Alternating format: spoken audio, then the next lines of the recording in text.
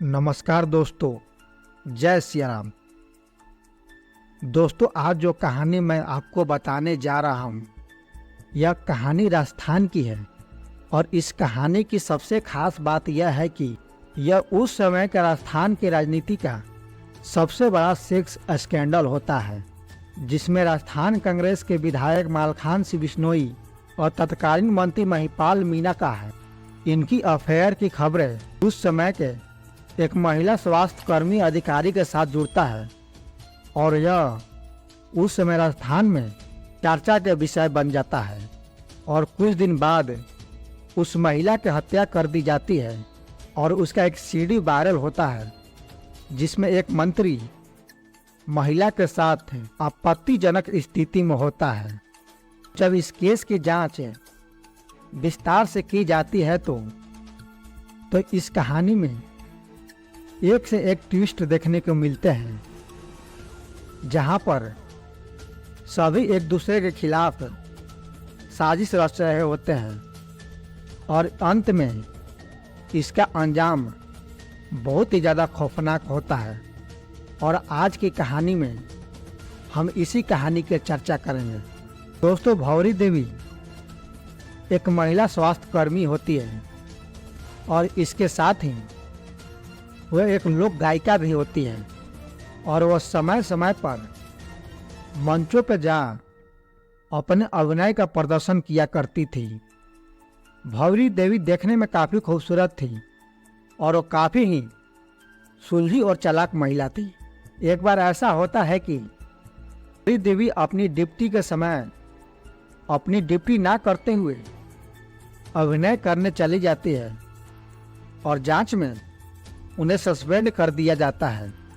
इसके आगे भौरी देवी अपना नौकरी वापस पाना चाहती थी और उनकी अभिनय के दौरान ही राजस्थान कांग्रेस के विधायक मालखान सिंह बिश्नोई के साथ परिचय हो गई थी और वो अपनी नौकरी वापस पाने के लिए मालखान सिंह के पास जाती है और मालखान सिंह उसके नौकरी दिलवाने के लिए मंत्री महिपाल मीणा के पास ले जाते हैं। इसके बाद भौरी देवी को नौकरी मिल जाता है और अब साल आ जाता है 2011। साल 2011 में भौरी देवी मीडिया के सामने आती है और महिपाल मीणा के साथ अपनी आपत्तिजनक सीडी के बारे में बताती है। और इस खबर के आते ही राजस्थान के राजनीति में भूचाल आ जाता है और अगले ही कुछ दिन बाद भौरी देवी की हत्या कर दी जाती है।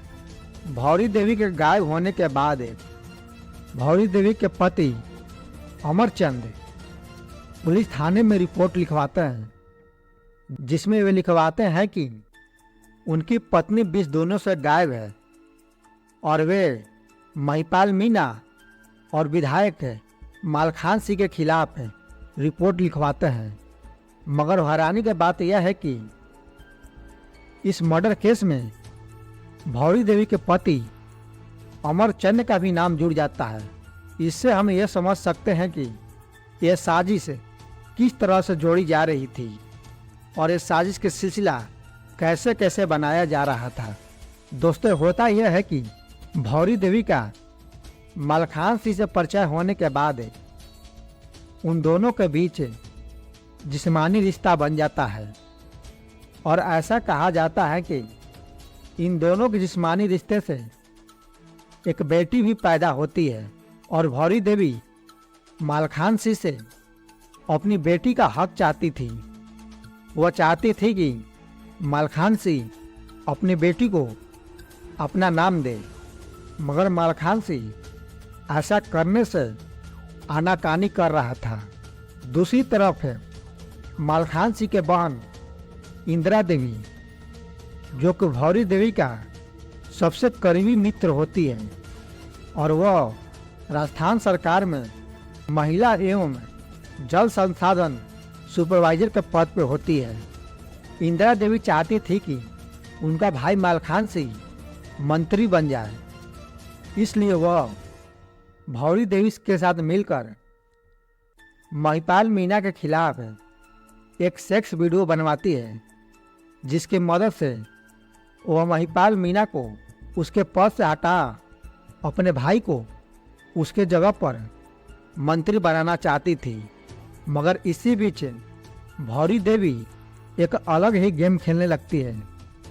एक तरफ तो वो मलखान सिंह से अपनी बेटी का हक चाहती थी, दूसरी तरफ वो महिपाल मीना को ब्लैकमेल कर विधायकी का टिकट चाहती थी और वह खुद इलेक्शन लड़ना चाहती थी।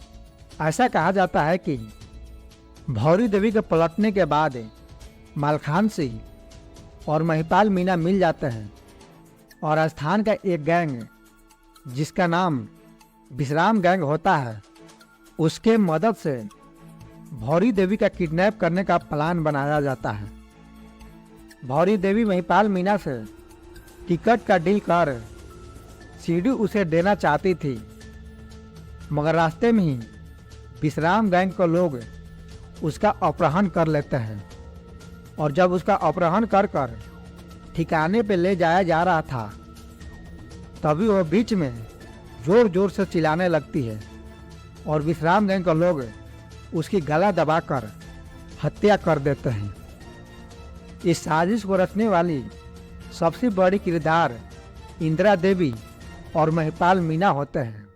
इंदिरा देवी की हत्या के बाद उसके शव को जला दिया जाता है और उसको हड्डियों को एक नदी के किनारे, एक सुनसान जगह नदी के किनारे फेंक दिया जाता है।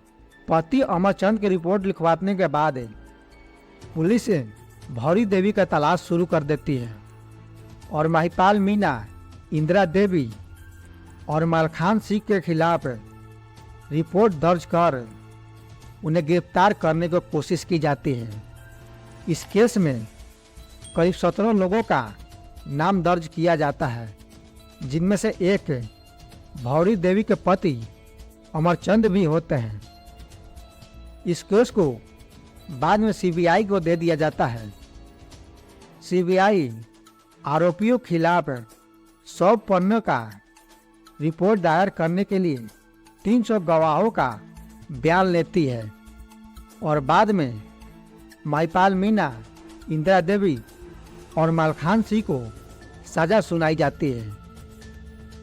महिपाल मीना का बाद में जेल में ही मृत्यु हो जाता है और मलखान सिंह सजा भुगतने के बाद जेल से छूट जाता है। इस तरह ये सेक्स स्कैंडल राजस्थान की सबसे बड़ी सेक्स स्कैंडल बन जाती है।